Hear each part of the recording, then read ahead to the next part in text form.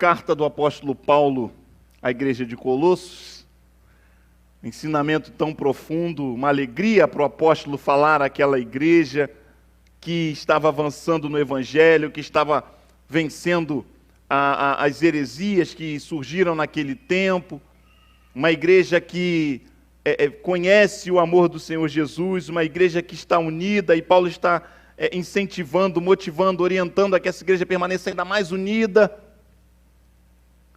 E entramos no capítulo 3, quando ele já havia falado da importância de matar o nosso eu, de não sermos mais nós mesmos a agir, mas o Espírito Santo de Deus em nós a viver. E de forma ainda mais prática, começamos a experimentar, a ver na semana passada, essas marcas que são produzidas internamente, ou seja, fazem parte de nós, da nossa história, mas agora no nosso novo viver em Cristo, nós estamos buscando nos libertar dessas marcas interiores e marcas exteriores, ou seja, aquelas coisas que nós acabamos transparecendo, as pessoas que convivem conosco acabam conhecendo um pouco mais, vendo algumas coisas que ainda não foram abandonadas. Nós estamos construindo essa caminhada com o Senhor. E o apóstolo continua a orientar aquela igreja, que é uma igreja que também está construindo essa caminhada com o Senhor. E por isso, esse texto de hoje é um texto tão lindo, tão importante, porque ele vai nos falar sobre essa caminhada com Cristo agora no relacionamento familiar. Aqueles que convivem conosco. E eu precisava escolher um tema, né? É sempre bom a gente ter um tema para a mensagem, algo que marque, e aí me veio à mente um ditado popular, e eu quero usar esse ditado como tema da mensagem dessa noite. E o ditado é o seguinte, talvez você conheça: o que arde, cura. O que aperta, segura. Você conhece esse ditado, né? O que arde, cura. O que aperta, segura. Pastor, o que isso tem a ver com a mensagem de hoje? Vamos ler o texto. A própria leitura do texto talvez já comece a mostrar alguma coisa. Colossenses capítulo 3, a partir do verso número 18. Diz assim a palavra do Senhor: esposas, sujeitem-se cada uma a seu marido, como é próprio a quem está no Senhor. Maridos, ame cada um a sua esposa e nunca a trate com aspereza. Filhos, obedeçam sempre a seus pais, pois isso agrada a Deus, agrada ao Senhor. Pais, não irritem seus filhos, para que eles não desanimem. Que o Senhor abençoe a leitura desta palavra. Quando eu era criança, existia um xarope chamado Revenil. Não sei se você teve a experiência de tomar o Revenil, um xarope preto. Você lembra dele? Pois é, uma delícia. Descia amargando. A gente ficava bom só de olhar para o vidro do xarope. De tão bom que ele era. Os mais antigos contam de um tal de emulsão de Scott. Eu não bebi esse negócio. Lúcio, não diz que bebeu, porque isso denuncia a nossa idade.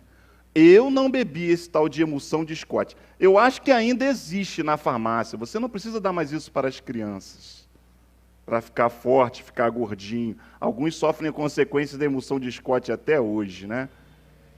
Mexe com o organismo. Metiolate. Quem lembra do bom e velho metiolate?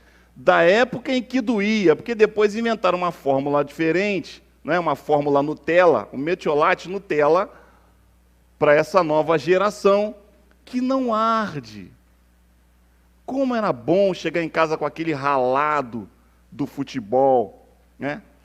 Só quem jogou bola descalço sabe, aquele tampão levantado do dedão, sangrando.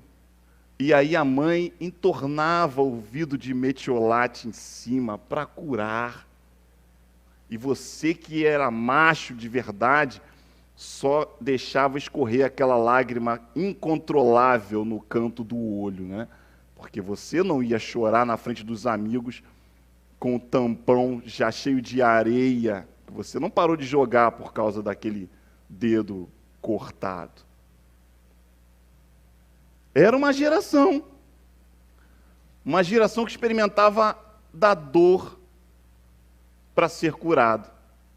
As coisas mudaram, a gente hoje tem anestesia para tudo, né? Eu lembro das minhas experiências no dentista, e a dentista dizia assim: se doer, você levanta o dedo. Não sei se os dentistas ainda fazem isso, né? Você não pode falar. Se doer, levanta o dedo. Eu tenho experiências de quase tocar o teto e ela não parar de mexer no dente e continuar com aquele barulhinho. Agora a gente passa uma pomadinha antes de dar anestesia. É a anestesia da anestesia, porque você não quer sentir nenhuma dor. Parto natural, só as loucas desejam isso. Que ainda existem loucas. Eu quero ter parto natural. Não, apesar de que está voltando, né? Está ficando na moda de novo. A gente quer ser anestesiado, não quero sentir nada, no final receber aquele bebezinho no colo. Nada como a minha mãe, que ficou gritando durante horas, e a criança nasceu em casa, com alguém dizendo, faz força, empurrando a barriga. Que isso? Que coisa animalesca. É a natureza, né? Mas a gente mudou a nossa forma de olhar para as coisas, porque a nossa geração, e a gente faz parte dessa geração, é uma geração de aplicativos. É uma geração que aperta um botão e chega um carro na porta. É uma geração que dá um clique e a comida chega quentinha, prontinha, bem temperadinha. É uma geração que nem dinheiro vê mais, né? Porque tudo é o cartão de crédito, não sabe, nem segura, manipula mais. É tudo muito diferente, tudo muito fácil, sem dor, sem constrangimento. Uma geração que não está mais disposta a assumir riscos. Uma geração que não quer sair de casa, porque sair de casa vai significar arriscar, vai significar ter que preparar a própria comida, lavar a própria roupa. Peraí, mas eu só tenho 37 anos, eu acho que ainda dá para ficar um pouquinho aqui com a minha mãe. Casar um homem, não, mas aí será que a mulher que eu vou arrumar, ela vai fazer o que a minha mãe faz? Então eu vou ficando aqui, a gente namora, né? Já tem até um quarto legal aqui em casa para a gente namorar, e a gente é uma família moderna, e a gente vai vivendo a vida sem dor, sem sofrimento, sem nada que aperte a gente. Acontece que você precisa ter um padrão, e o padrão é a palavra de Deus. E quando a palavra de Deus, ela nos orienta, a gente precisa ter em mente que isso é o melhor. Ou você tem em mente que o que a palavra de Deus está dizendo para você é o melhor, ou você não vai conseguir viver a palavra de Deus.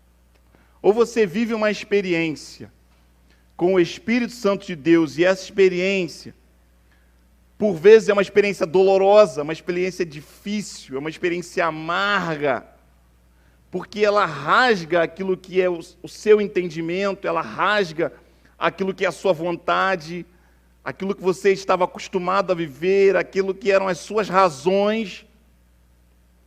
Ou você se permite tomar esse remédio, às vezes amargo, apertar o cinto, ou você não vai ter experiências reais com Cristo.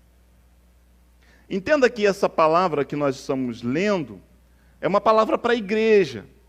Então não espere que alguém que não tem uma experiência com Deus ouça o que a gente vai ler e estudar aqui, meditar aqui hoje, e enxergue isso com uma alegria, com prazer, e diga assim, que bom, bata palmas para mim. Eu não espero isso.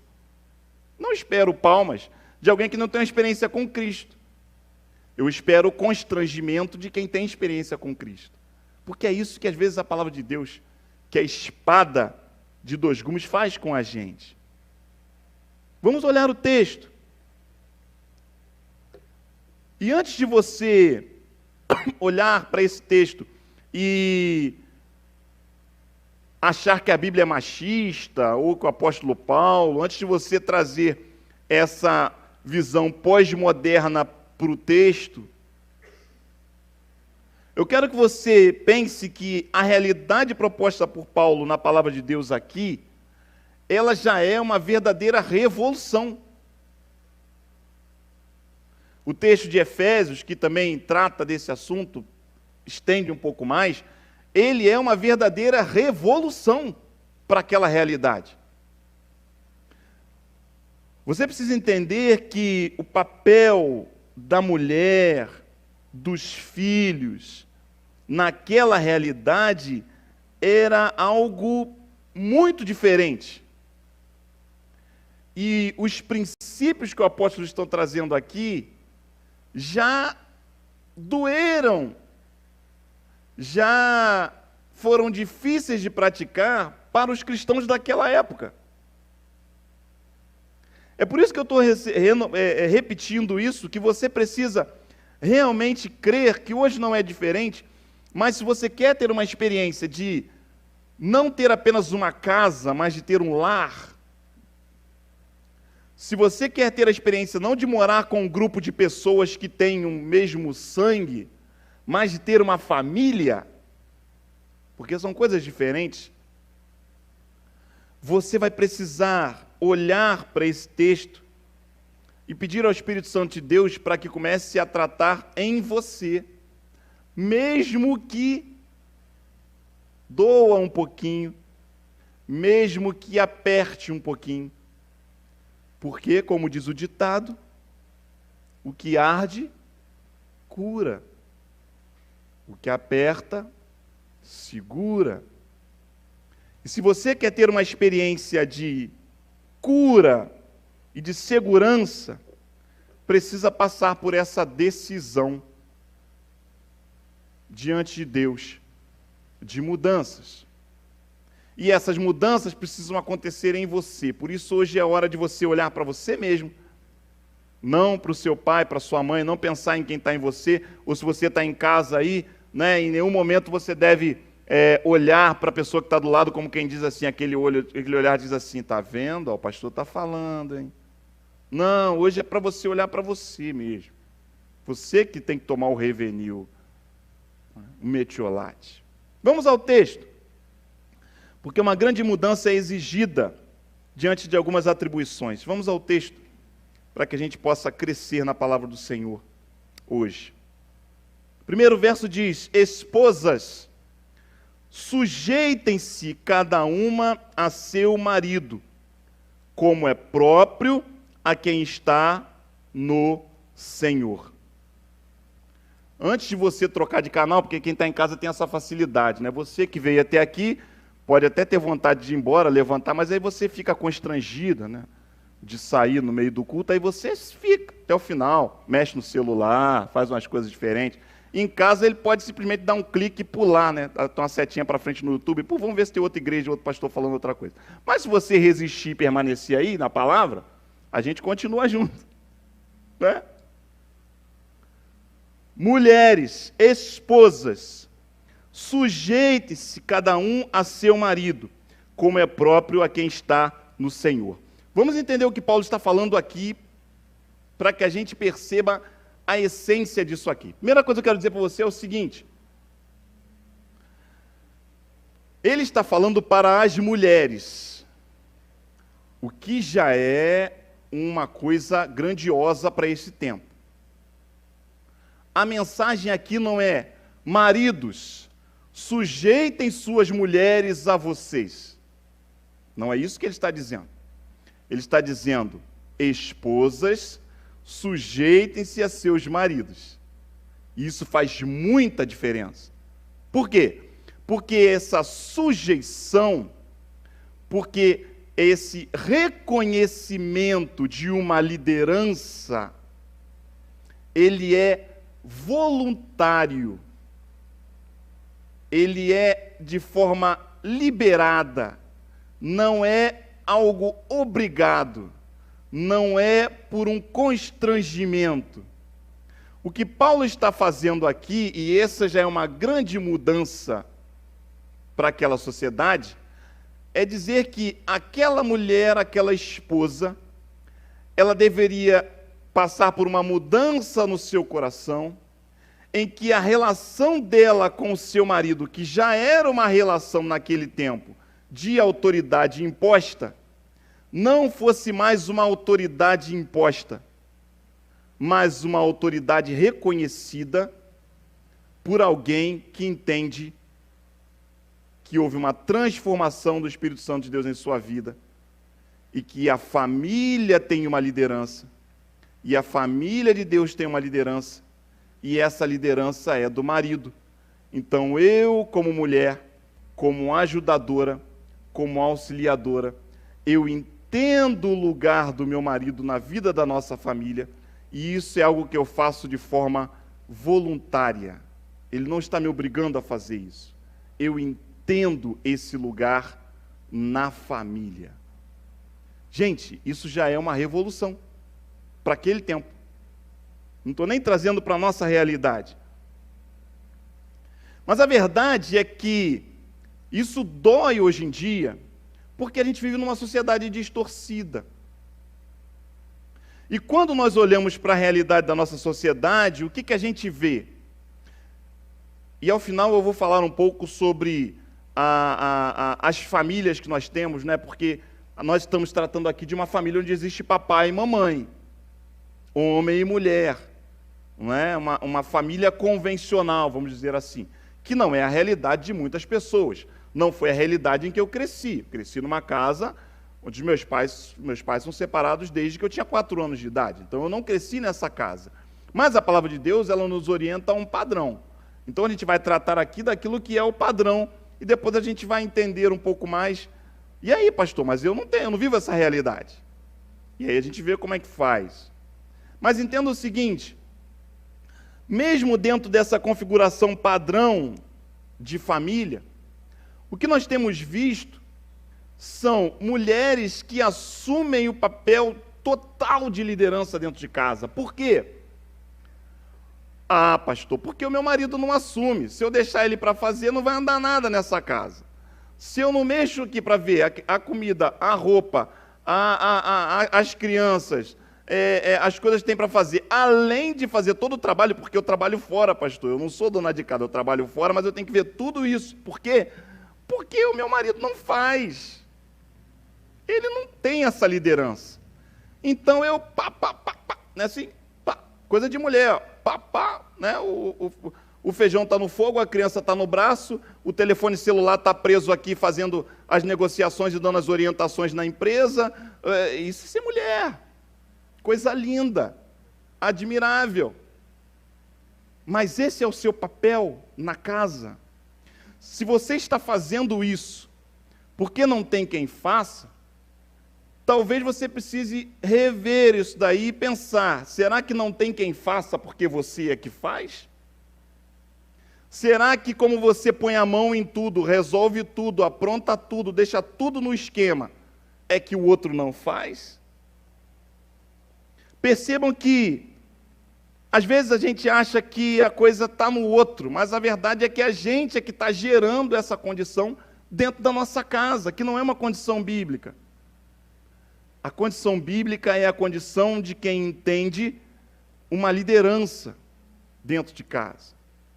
E a gente vai falar um pouco sobre o significado dessa liderança.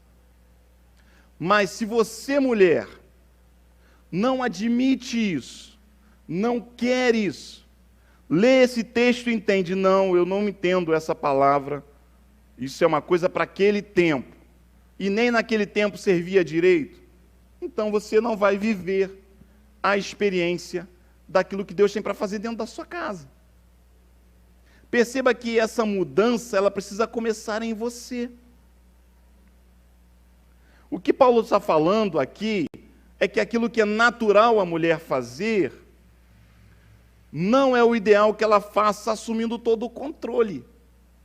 E as mulheres sabem fazer isso e assumir o controle de forma muito hábil. Mas não é essa a orientação. Percebe? Mas isso precisa ser voluntário. Isso precisa ser seu. Isso precisa ser algo que você quer. Porque senão não vai acontecer.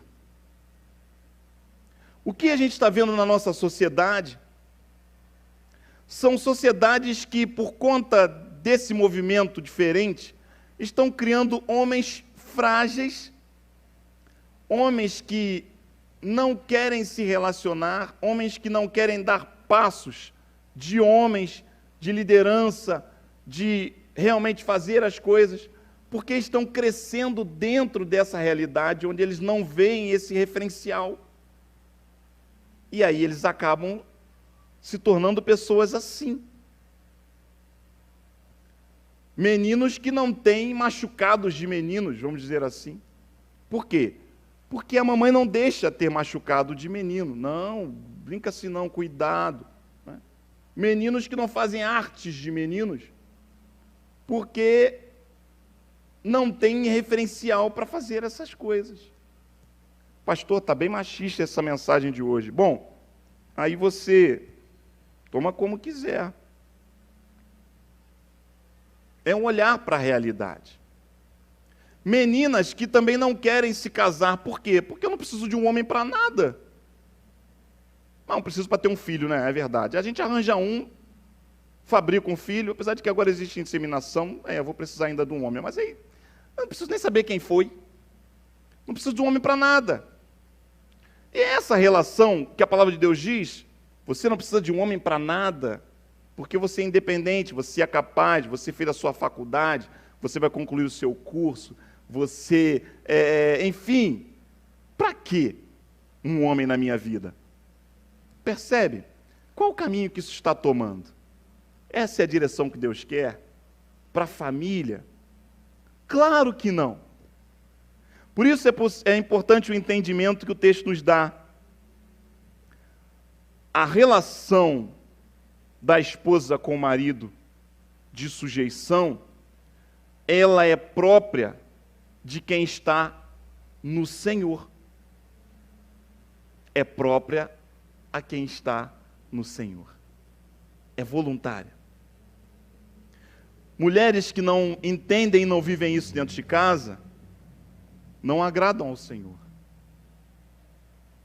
Mulheres que ofendem seus maridos, que são exigentes, altivas, que querem tudo do jeito que elas estão dizendo, que olham os detalhes e impõem, não estão agradando ao Senhor. Então, se você é uma mulher cristã, beba este remédio amargo, aperte o cinto, mas cumpra a palavra de Deus para trazer cura para a sua família. Será que é isso que está faltando dentro da sua casa para que os relacionamentos sejam curados? Bom, vamos continuar. Tem lição para todo mundo, né? O texto não é unilateral. Aliás, essa é outra novidade do texto para aquela sociedade. Não é unilateral. Cada um tem a sua atitude para que haja mudança, transformação. Verso 19. Maridos, ame cada um a sua esposa e nunca a trate com aspereza. Irmãos, você tem ideia do que Paulo está falando para aquela sociedade? Ele está olhando para aqueles homens e dizendo o seguinte: a sua mulher não é um objeto, a sua mulher não é uma escrava, a sua mulher não é um capacho, a sua mulher não é algo que você faz o que você quer, a hora que você quer. Nem a sua mulher, nem mulher nenhuma. A sua mulher tem a primazia na sua casa, a prioridade na sua casa. A sua mulher precisa se sentir amada. E esse negócio não é fácil. A sua mulher precisa se sentir querida. Ela precisa ser tratada como uma rainha nessa casa. Você nunca deve levantar a voz para sua mulher. Preste atenção, o texto diz, nunca, nunca fale alto com ela. Porque não é assim que se trata uma mulher. E se ela gritar com você, isso ainda não te dá motivo para gritar com ela. Nunca trate uma mulher dessa forma. Mulher não é objeto. Por isso a prostituição é algo tão triste, tão deplorável. Em especial para as mulheres, né? Existe prostituição masculina assim, mas é muito menor. Por isso é uma forma de violência, porque a mulher não pode ser usada em hipótese alguma. Você não pode olhar para uma mulher na rua e desejá-la e tratá-la como um objeto, filmar de cima e embaixo, né? Como o pessoal diz, dá aquela filmada e quando passa você dá a conferida. Não, mulher não é para isso. Falar alguma gracinha, nem pensar, mas nem pensar. Se você pensou alguma gracinha para dizer para ela, já está pecando. Falar, nem pensar. Contar uma piada jocosa, uma piada humilhante para uma mulher, nunca faça isso. Agora imagina os homens daquela sociedade ouvindo isso. Percebeu? Ainda tem gente que acha que a Bíblia é machista. Irmãos, isso aqui é o estabelecimento de relação que gera saúde no casamento, na família. Deus está dizendo para você, homem, se você é a pessoa que fala mais alto na sua casa, está buscando autoridade pela força, você não é homem, porque isso não é papel de homem. Mas o problema é que nós mudamos as leis, porque hoje nós temos leis que protegem a mulher. Hoje nós temos leis para isso, mas a sociedade continua a mesma. A gente continua tendo feminicídio, a gente continua tendo abuso, a gente continua tendo violência dentro de casa. Por quê? Porque não adianta fazer lei para uma sociedade que não tem um coração em Deus.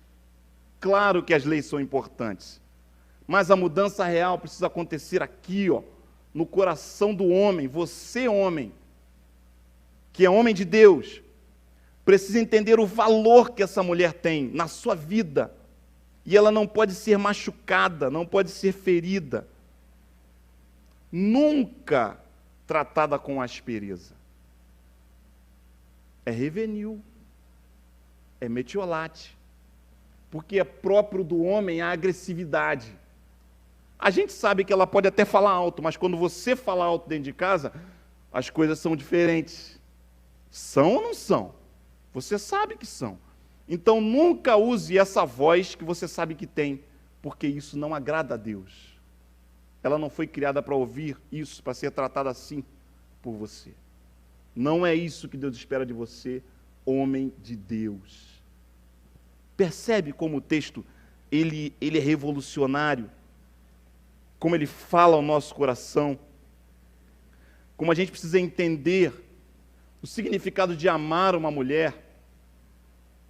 E os homens casados aqui sabem, né? Pastor, se você descobriu como é que é o segredo desse negócio de amar uma mulher, conta pra gente. Porque é difícil. Pois bem, é o seu trabalho de marido descobrir o segredo de como amar a sua mulher. Pergunta para ela. Tem coragem para perguntar? E deixar ela falar? Durante algumas horas? É isso que a palavra de Deus está mandando. Pergunta, deixa ela falar, entenda. Homens casados que não entendem o ciclo da mulher, os momentos da mulher. Como assim? Você precisa entender isso. Como é que você vai amar alguém de verdade se você não conhece o momento da vida daquela pessoa? Como assim? Você precisa entender isso, aprender isso, para vivenciar isso. Eu tenho ido algumas vezes com Vanise ao ginecologista, né? Por algumas questões nossas. Em alguns momentos é bem chato mesmo. ficar ouvindo ali o cara falar, e ela falar, e ele falar, ela falar. Eu às vezes não entendo, às vezes eu pergunto, não entendi esse negócio, o que você disse aí? Você precisa entender aquele negócio. Porque a mulher é o hormônio o tempo todo. O hormônio, né, de uma fase aí entrando na adolescência, e quando os hormônios começam a mudar, quando está mudando de fase na menopausa, as coisas são piores ainda para ela. E aí você que quer amar de verdade, porque você é um homem que quer cumprir o que a palavra de Deus diz, precisa entender isso. Ou você vai dar o fora quando essas coisas começarem a acontecer. Ou você vai abandonar a família. Ou você vai dizer, não aguento isso. Ou vai fazer o que a sociedade diz, né? Troca uma de 40 por 2 de 20. Isso não é de Deus. Isso não é de Deus. Nós precisamos ouvir a palavra de Deus. E aí eu digo com toda certeza, com toda tranquilidade, que uma mulher que é amada de verdade não tem nenhum problema com a palavra submissão. Porque você a coloca como prioridade. Você ouve, você cuida, você ama, você se entrega, você quer que ela tenha sempre um sorriso, você é paciente. Ah, pastor, ficou tudo mais fácil. Mas hoje é cada um fazendo o seu papel. Não adianta cutucar ele aí no sofá, não. Né? Aqui não pode cutucar porque tem distanciamento. Tem um povo aqui doido para esticar até o braço. Está ouvindo? Não, não faça isso. Hoje é para você olhar para você e pensar, Deus, eu preciso viver isso. Isso não é natural em mim. Porque o natural é eu ser esse homem que eu sou. Eu nem tenho uma agressividade física, não bato, mas sei falar de forma que ofende, que machuca. Sei dizer para ela as coisas que ela vai ficar com aquilo na cabeça durante a vida toda, né? Porque mulher tem essa questão também, né? Ela ouve uma vez e aquilo não dura uma semana, dura a vida toda. E ela vai lembrar daqui a 10 anos, mas naquele dia que você disse para mim, você vai dizer assim, cara, que dia foi esse? O que eu disse? Você ainda estava com aquela camisa listrada de azul e vermelho. Você, rapaz, ela lembra a cor da camisa que eu estava usando. Mas eu já pedi perdão, eu não devia ter dito, não devia ter dito, mas disse. Não são assim as situações dentro de casa? Se você amar, você vai evitar isso. É um desafio? Pode ser amargo? Pode. Apertado? Sim. Mas cumpra a palavra de Deus para cura e segurança no seu lar. Vamos avançar. Filhos. E agora fomos todos aqui para a condição de filhos. Obedeçam sempre a Deus, pois isso agrada ao Senhor. Obedeçam sempre a seus pais, pois isso agrada ao Senhor. Um texto que me vem à mente quando eu leio isso, 1 Samuel capítulo 15, versos 23 e 24. 1 Samuel 15, 23 e 24, diz assim: Samuel respondeu, o que agrada mais ao Senhor, holocaustos e sacrifícios, ou obediência à voz dele? Ouça, a obediência é melhor que o sacrifício, e a missão e a submissão é melhor que ofertas de gordura e carneiros. A rebeldia é como pecado tão grave quanto a feitiçaria. E persistir no erro é um mal tão grave quanto adorar ídolos. Assim como você rejeitou a ordem do Senhor, ele o rejeitou como rei. Uma palavra específica ao rei, mas que nos ensina. Rebeldia é como pecado de feitiçaria. Melhor do que sacrifícios é obediência. Deus abomina a rebeldia, abomina a desobediência. Eu vejo crianças falando com seus pais na rua como se fossem empregados. Me dá! Eu quero! Gente, o que vai ser quando crescer? Delinquente. Vai aprender a obediência da pior forma. Pais que tratam crianças como senhores. O que você quer? Ele não gosta disso, não. Ah, ele só come batata frita. Não gosta de legume nenhum. Ué? Dona Maria era assim, Lúcia? É ruim. O quê? Eu conheci Dona Maria, o negócio era estreito. Obediência. Mas por que eu tenho que fazer isso? Ué, se o pai não tem um porquê, você não faz? Obediência, reconhecimento de autoridade, respeito. E às vezes não tem o porquê, porque você não vai entender o porquê. Por quê? Porque é pai, porque é mãe, e pronto. Ah, mas isso é muito chato. É chato, eu sei. Mas é assim que funciona. Porque na delegacia o policial não vai te responder o porquê. Você vai ter que fazer. Então é melhor não chegar lá para aprender a obedecer. Não é assim?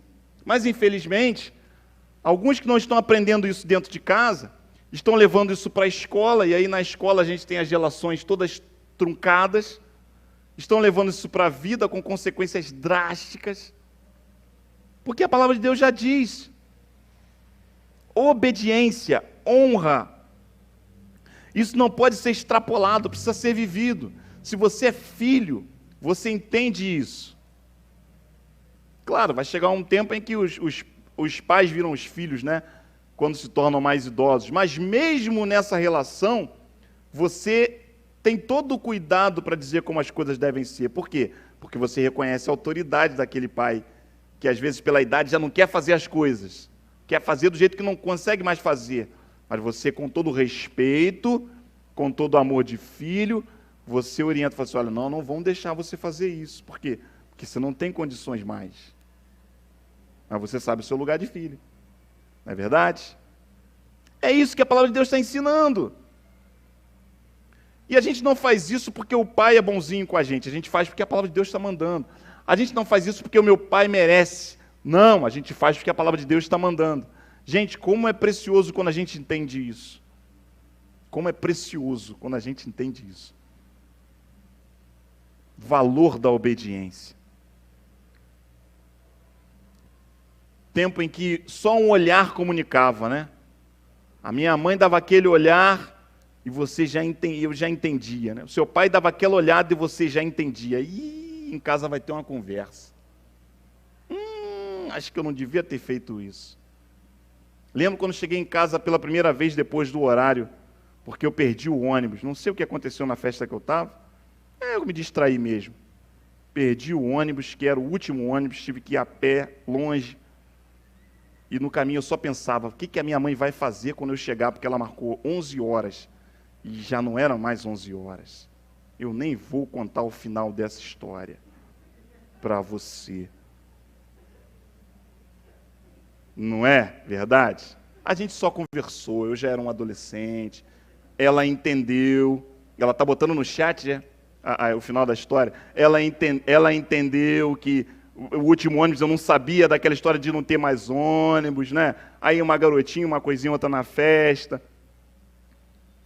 Não é assim que você faz? Pois é, a gente erra. Mas tem consequências. Tem consequências. Então, filho, aprenda a obedecer. Pastor, mas eu não sei por que tem que ser assim. Olha, tudo bem, obedece. Quando você virar mãe, você vai saber por que é assim, né? Não é o que acontece? Quando você virar pai, você vai saber por que é assim. Obedece. Obedece. Porque a obediência, ela produz essa vida que o texto está falando, e lá em Efésios ele diz que não só agrada ao Senhor, mas é mandamento com promessa. Vida longa àqueles que são obedientes. Como eu tenho vivido essa experiência. obedecer. Você é um filho obediente? Ou você é um filho questionador, rebelde? Está colhendo os frutos disso. Não traga essa tristeza para a sua vida, nem para a vida dos seus pais. Obedeça. E veja o que Deus vai fazer na sua vida. Um filho cristão, uma filha cristã, bebe esse remédio, que às vezes é amargo, desce aqui, né? Você vai para o quarto e soca o seu travesseiro, que você não pode socar a sua mãe. Soca o travesseiro, tudo bem, não tem problema não. Desconta nele. Aperta o cinto. Chora baixinho, quietinho. Mas obedece. Pais, verso 21. Não irritem seus filhos, para que eles não desanimem. Esse é mais um verso que mostra algo transformador para aquela realidade, porque o filho naquela realidade não tinha vez. Só para você ter uma ideia, as crianças podiam até ser vendidas como escravas. Tá? Saldava a dívida da família, o filho sendo vendido como escravo. Isso é a realidade do texto. E a palavra diz: não irrite o seu filho. Sabe o que isso significa? Não desrespeite o seu filho. Não abuse do seu filho. Não force o seu filho. Não faça com ele coisas que você sabe que você não deve fazer. São abusivas, são desrespeitosas. O fato dele ser seu filho não te dá direito de agir assim com ele. E se você tem mais de um filho, aí você tem mais trabalho, porque cada filho é um filho. Você tem que tratá-lo com respeito. Não faça coisas que você sabe que vai provocar o seu filho. Não, está errado isso. E tem pai que faz isso, porque a gente sabe como provocar um filho, né? Não faça isso nem de brincadeira. É o que o texto está dizendo. Porque isso é abuso. A gente sabe hoje que tem lei, criança, adolescente, hoje tem lei. Mas adianta ter lei se o coração da sociedade não está em Deus? O que acontece com a lei? Ela é burlada. E aí a gente tem crianças violentadas, crianças machucadas, crianças ofendidas. E violência não é só física, não, com palavras. Você não presta para nada. Não sei por que você nasceu. Agora eu tenho que criar você. Crianças que ouvem isso, seus pais. São feridas. E o texto diz que isso não pode acontecer. Você precisa respeitar. A disciplina e o estímulo precisam andar juntas. Não tem essa história de, pai, tirei um 9,5, por que não foi um 10? Não, celebre o 9,5. Pai, melhorei um pouco, não fez mais que a sua obrigação. Não fez mais que a sua obrigação. Você tem que incentivar, motivar. Que bom, é isso mesmo, está vendo? Você é capaz. Você tem que estudar mais um pouquinho. Tem que levar a disciplina. Mas não pode ser só disciplina, porque se você tem só disciplina, o que acontece? Você pesa e aí você gera desânimo, tristeza, depressão, morte. Entendeu? Então precisa haver disciplina, mas precisa haver incentivo. Precisa haver vida. Você precisa olhar para o seu filho e ver as qualidades que ele tem, que não são as qualidades do filho do vizinho. Que bom, porque o seu não é o do vizinho, o seu está aqui. Então você tem que olhar aquilo que ele tem, que ela tem de qualidade, levantar, né, a vida dele com palavras. Ah, você tem 2 filhos, tá? Ah, um, pastor, era bom de estudar, o outro não quer nada com estudo. Você tem 2 filhos que são diferentes. Talvez esse aqui que não quer nada com esse estudo que você está pensando, possa querer muito com outras coisas e se tornar uma grande pessoa. Ou ele tem alguma dificuldade que você não enxerga, porque você fica comparando ele com o outro filhinho, que sempre tinha tanta facilidade para fazer as coisas. Não, esse aqui é outro. Então você tem que encontrar a forma de animar esse aqui, como de animar esse aqui. Percebe o desafio? É disciplina e ânimo. Palavra de estímulo. Alegria. Queridos, como a gente não tem trazido isso para dentro de casa? Pai, o que você faz de agradável na sua família. Mãe, o que você faz de agradável com os seus filhos dentro de casa? O que é bom quando vocês estão em casa? E aí a gente está no meio de uma pandemia, né? E aí o que aconteceu com a pandemia? Ela jogou todo mundo dentro de casa. O que podia ser maravilhoso para alguns, mas para outros, um verdadeiro inferno. Porque eu vivia mais fora de casa para poder viver, agora eu estou dentro de casa. Queridos, a sua casa não pode ser um lugar de medo. Seu filho não pode ter medo de você. Ah, ele pode ter o direito de falar então, pastor? Claro, claro que ele pode ser ouvido. Com o respeito devido, ele pode ser ouvido. Se vai ser tudo do jeito que ele quer, é outra história. Mas ele precisa ser ouvido. A casa precisa ser um lugar de segurança para falar, para dizer, olha, estou me sentindo assim, aconteceu isso. Você para ouvir o seu filho, sua filha, para conversar. E aí, como é que foi? O que aconteceu? Como é que está? Outro dia a Rebeca perguntou para mim assim, pai, você gostava de estudar? Eu falei, gostava.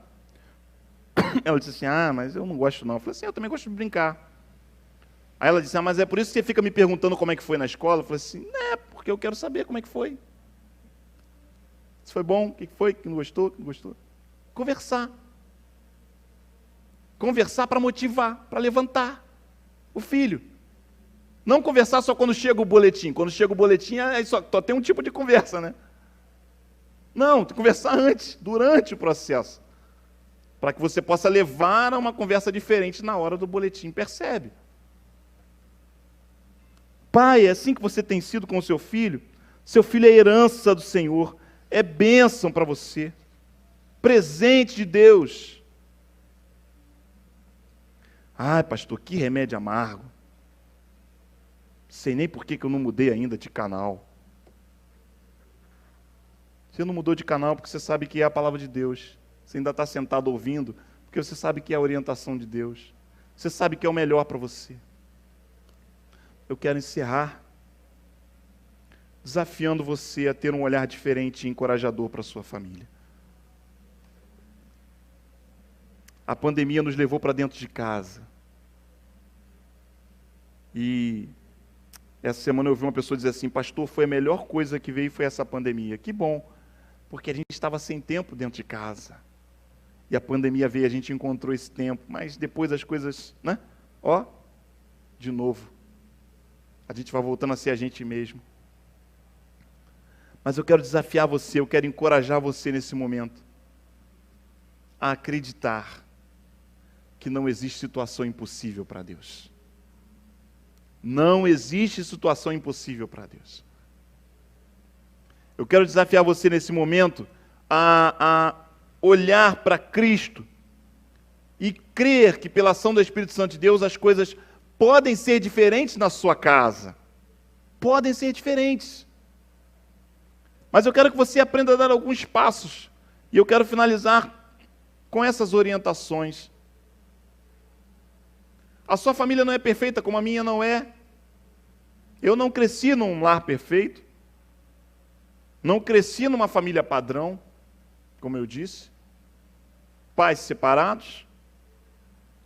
Mas isso não me impediu de me tornar quem eu sou e de aprender a ser filho. Não me impediu de me tornar quem eu sou e aprender a ser marido. Com todas as falhas que eu tenho, você sentar com a minha esposa, ela vai ter algumas horas para falar algumas falhas minhas. Mas você não vai fazer isso, né? Você não vai pedir isso para ela. A sua história até agora não precisa ser a sua história de amanhã. Você pode mudar a história, confiando que em Cristo as coisas podem ser diferentes. Eu tenho irmãos que são, as pessoas chamam de meio-irmãos, né? A gente não consegue se chamar de meio-irmão porque a gente é irmão. Só que tem irmão que é só por parte de mãe e tem irmão que é só por parte de pai. Mas pela misericórdia do Senhor, hoje nós somos amigos. Nós nos amamos. Por quê? Porque é Cristo quem faz essas coisas. Então não importa os erros que você cometeu. Importa a graça de Cristo na sua vida. Pastor, eu não tenho um marido, eu crio meu filho, minha filha, meus filhos sozinha. E aí, como é que a gente faz? Vai para o colo de Cristo. A graça de Cristo vai ser suficiente sobre a sua vida, e Ele vai te dar sabedoria para agir de forma a que isso não gere uma falha no crescimento dos seus filhos. Vai ser difícil? Claro que vai. Vai ser amargo? Vai. Mas não é impossível, porque há a presença do Espírito Santo de Deus derramando graça sobre a sua casa, amém? Derramando graça sobre a sua vida, amém? Como derramou sobre a minha. E eu nem sou lá grandes coisas, não. Milagre de Deus. Restauração por completo. Mas eu quero dizer algumas coisas para você, para te ajudar a sair daqui encorajado por esse processo de mudança, e você que está em casa também a começar esse processo de mudança. Primeira coisa é, tudo começa com você. Então não adianta você, durante todo esse período, ficar ouvindo aquilo que, poxa, mas se o outro fosse assim, se minha filha fosse assim, se minha mulher fosse assim, se meu marido fosse assim. Não! Começa com você. É você quem tem que dizer. É você quem tem que se render. É você quem está ouvindo. Então esse é o primeiro passo. Segundo, experimente o perdão de Deus e perdoe. Existe muita dor dentro das famílias. Existem muitas mágoas, muitas marcas, muito sofrimento, muitas ofensas, muita gente machucada. Isso é muito sério. Então você precisa experimentar do perdão de Deus. Porque talvez você carregue culpa achando que tudo que fizeram com você foi porque você não prestava. Gente, que coisa louca, né? Tem gente que acha que é abusada pelo que fazia. Além de ser a vítima da violência, se torna o causador da violência que sofre na própria mente. Percebe como isso é maligno? Não! Experimente do perdão de Deus e experimente do perdão das pessoas. Perdoe. Perdoe. Pastor, doeu muito. Transforma essa ferida, através de um tratamento, numa cicatriz. Porque cicatriz é memória do sofrimento, mas não dói. Então a memória você vai ter, claro, a gente não esquece, mas não pode ter dor. Então é perdão, perdoe, perdoe, perdoe. Decida isso, fala, Deus me ajuda a perdoar esse homem, me ajuda a perdoar essa mulher, me ajuda a perdoar esse pai. Submeta a sua família ao senhorio de Cristo, assuma o compromisso de orar pela sua família. Você ora pela sua família? Você ora por esse marido? Você ora por essa mulher? Você ora por esse filho? Eu não aguento mais, as coisas têm que mudar. Tá, você ora. Você coloca ele diante de Deus, de verdade. Você dobra o seu joelho, clama pela vida dela. De verdade. Todos os dias. Pastor, eu não estou fazendo não. Então muda. Você vai ver o que vai acontecer. Começa a orar de verdade. Deus vai mudar o seu coração, a sua forma de olhar, a sua forma de falar. Começa a orar de verdade. E se é uma família cristã, tome a decisão agora de orarem juntos. Assume diante deles a sua situação e vamos dizer assim, vamos orar juntos agora. Vamos fazer isso todo dia, em algum momento. Vamos orar pela nossa família. Pastor, ele nunca vai aceitar isso. Ela nunca vai aceitar isso. Você já tentou? Não, tenta. Pastor, tentei e não aceitou. Tá bom. Dobra o seu joelho no banheiro, que é onde você pode. Né? O seu quarto de guerra pode ser um banheiro de guerra. E vai lá, chora diante de Deus. Fala, Deus, eu não quero essa família assim. Deus, eu não vou desistir do meu marido. Eu não vou desistir da minha esposa. Eu não vou desistir do meu filho. Eu não vou desistir do meu pai, da minha mãe. Vai lá. Ou o Espírito Santo não é mais o mesmo? Ou Deus não faz mais milagre? Então vamos embora para casa. Vamos fazer outra coisa da vida, se a gente não acredita no poder do Espírito de Deus. A gente tem que crer, irmãos. A gente tem que crer. Orar de verdade. Faça pequenas mudanças. Não pensa que depois de ouvir essa mensagem ele vai ser um homem transformado e amanhã vai estar tudo diferente. Não! Implemente pequenas mudanças. Você já viu aquele filme A Prova de Fogo? Não é? O cara tem que passar ali 40 dias. Aí lá pelo 20º dia, ele já está, não vai dar certo esse negócio não. O pai dele fala assim, rapaz, você já chegou no final dos 40 dias? Não, então continua. Pequenas mudanças. Todo dia. Forme hábitos. Todo dia. Verbalize a sua decisão. Irmãos, eu estou me estendendo, mas é que eu tenho visto tanta dor nas casas. A pandemia não trouxe isso. A pandemia só revelou o que já era uma realidade. Ela só amplificou. Então, se você está decidido, aí você tem que dar um passo que é um passo duro, que é o passo de verbalizar. Você aceita esse desafio? E aí, se você está em casa do lado dele, do lado dela, né, do filho, você pode fazer isso agora mesmo. O desafio é grande. Mas aí você pode. Mulher, olha para o marido e diz, eu reconheço você como líder desta casa. Ai, dói aqui, pastor. Vai sair amargo. Engole primeiro. Pega uma colherinha de açúcar, que minha mãe fazia isso, né? Dava o reveninho, dava uma colherinha de açúcar para tirar o gosto da boca. Isso é cura para sua casa, mulher. Isso é cura para sua família. Olha para esse homem e diz assim, olha, eu reconheço a sua liderança. Na verdade, eu preciso da sua liderança. Eu não posso levar essa casa sozinha. E se eu tenho feito isso, do meu jeito, me perdoa, porque você é o chefe da minha família, eu tenho o maior orgulho disso. Será que vai produzir mudança você dizer isso para esse homem? Ele vai pensar, hein? Tem coragem?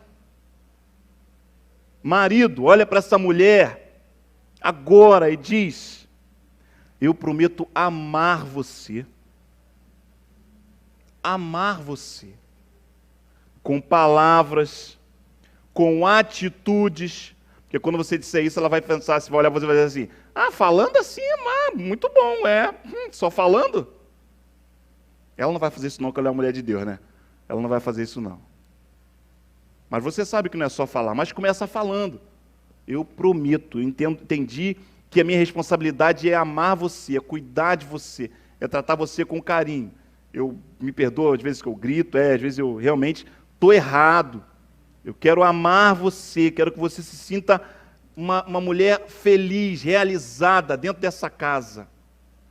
Esse é o meu papel como marido, essa é a minha responsabilidade como marido. Fala aí para ela, você tem coragem? Fala, porque isso é cura. Isso é cura. Filho, procura papai e mamãe e diz assim, olha, eu queria falar uma coisa, o que foi? Eu quero ser obediente. Quero ser obediente. Eu vou te obedecer. Mesmo quando eu não entender, mesmo quando eu achar que não vai dar certo, a minha opinião não vai prevalecer, porque eu entendo o meu lugar de filho. Eu vou te honrar como pai, como mãe. E não importa se você tem coisas erradas na sua vida, eu vou te honrar. Eu tenho 5 irmãos, é tanto irmão que eu tenho dificuldade até de falar o número, né? Lumaira, parte de mãe, né? Aí tens Mary primeiro, que é parte de pai e mãe, a primeira, mais velha. Mary é mais velha do que eu, é importante que isso fique claro e gravado. Né? Mary primeiro, aí depois veio eu. Se ela estiver no chat, ela vai reclamar disso. Posso fazer nada, está gravado agora. Depois tem depois não, né? Aí tem Lumaira, que é da minha mãe. Aí tem Marcos, Ismael e Júnior, que é do meu pai, em lugares diferentes. Você entender que é minha família, como é que é a minha família, né? Isso é a minha família, bênção de Deus, somos amigos. Temos um grupo lá só dos irmãos, a gente ri a beça com as piadas de um de outro. Somos amigos. Mas temos aprendido a honrar o nosso pai, apesar de tudo. Por quê? Porque é bíblico. Então a gente tem que honrar, a gente tem que amar, a gente tem que cuidar. Não importa se fez um monte de besteira. Quem sou eu para julgar? Eu tenho que amar, eu tenho que honrar. Não sou o juiz dessa história. Eu sou o filho. Percebeu? Então dá esse passo, vai para o lugar de filho, olha para sua mãe e diz, mãe, eu amo você, eu quero te obedecer, quero cuidar de você. E se você já está nesse processo de inversão, né? Porque tem um processo de inversão, você diz, olha, tudo que eu estou fazendo é por amor e respeito. Você preciso que você me ajude a compreender. Porque chega uma fase que eu não compreende mais, né? Aí complica. Mas Deus vai te dar honra, Deus vai te dar graça.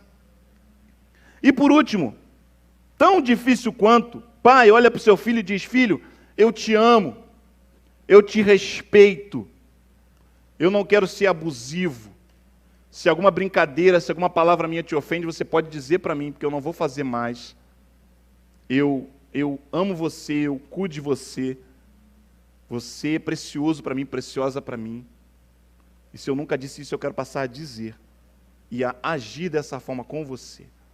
Você acha que se você fizer isso para o seu filho, vai ter cura dentro da sua casa? Eu não tenho dúvida de que vai. Não tenho dúvida. Não tenho dúvida. Pastor, você não conhece meu filho, você não conhece minha filha. Não conheço não, conheço a palavra de Deus. Vai doer, vai arder, vai apertar? Vai, mas vai trazer cura, vai trazer segurança, vai trazer transformação. Prometa encorajar o seu filho, prometa entender o seu filho. Prometa isso, em nome de Jesus. E lembra que esse é só o primeiro passo. Porque precisa ser repetido muitas e muitas vezes. Você pode ter essa atitude ao chegar em casa. Você pode ter essa atitude em casa. Eu clamo a Deus para que você experimente desse remédio. Para que a sua casa se transforme num lar. Para que esse ajuntamento de pessoas debaixo do mesmo teto seja uma família diante de Deus. Que pelo poder do Espírito Santo de Deus, as mudanças comecem. Porque elas só começam quando nós nos submetemos a Ele. Porque enquanto estiver muito de mim, eu não vou fazer isso. Enquanto estiver muito de você, você não vai fazer isso. Ah, mas quando for tudo de Deus, você vai fazer tudo que a palavra orienta para ter uma família de verdade nas mãos do Senhor. Que Ele nos abençoe. Amém. Amém.